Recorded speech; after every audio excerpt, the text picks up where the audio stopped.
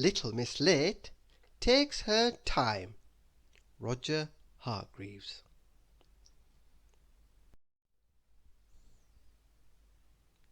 It was midday. Little Miss Late was enjoying a relaxed breakfast in front of the television when there was an announcement. This is what she heard.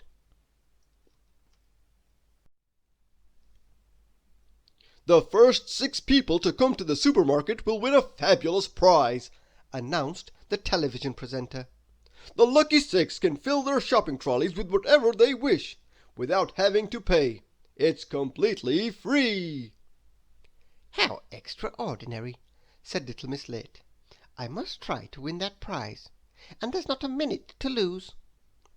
What do you think Little Miss Late did next?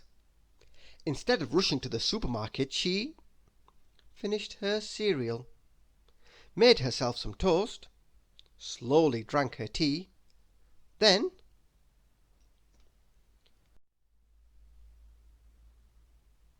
she ran a deep bath with lots of bubbles, slowly climbed in, and stayed there until the water had gone completely cold. Then she carefully dried herself.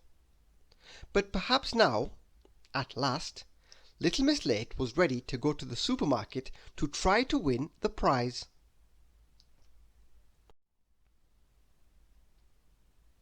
No, not at all. Little Miss Late went into her bedroom, plumped her pillow, made her bed, and tidied her wardrobe. And then,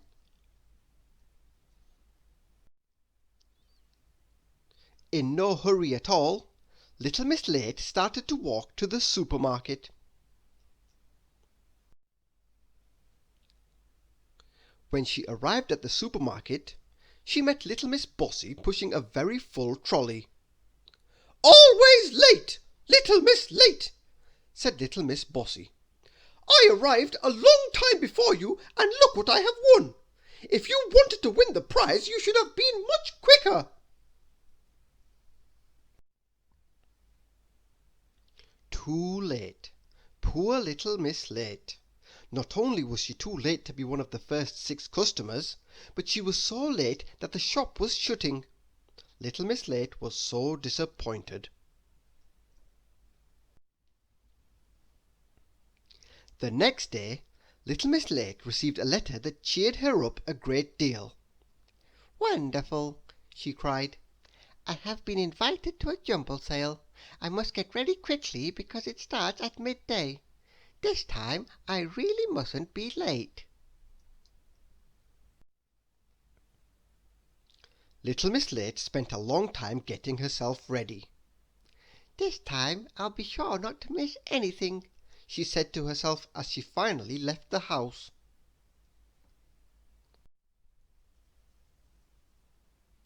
But on the way she met somebody. "Ah, my dear Miss Late," began Mr. Chatterbox, who was out taking a walk and who was absolutely delighted to have met somebody he could chat to.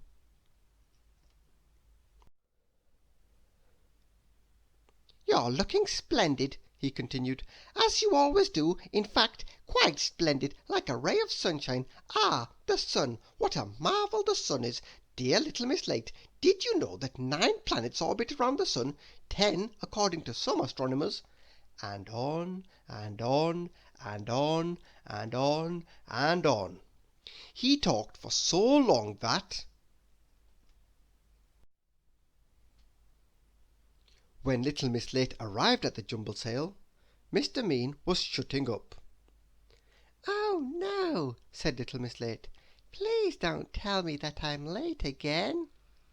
"I have to tell you that you are late again," replied Mr. Mean. "There's nothing left for sale. Everything has been bought, and these things are mine," he said, pointing at his wheelbarrow. Once again Little Miss Late was very disappointed. She needed to do something to cheer herself up. So she went to the cinema. "A film will give me something else to think about," she said. "Ah, there's a cowboy film. I love cowboy films." Now, knowing Little Miss Late, do you think she'll be in time for the film? Well, extraordinarily, for once Little Miss Late was early, and if you don't believe me, listen to what the ticket man at the cinema said to her. "Hello, Little Miss Late. You are early. Very early, in fact. And since you are my first customer, I would like to give you a free cinema ticket."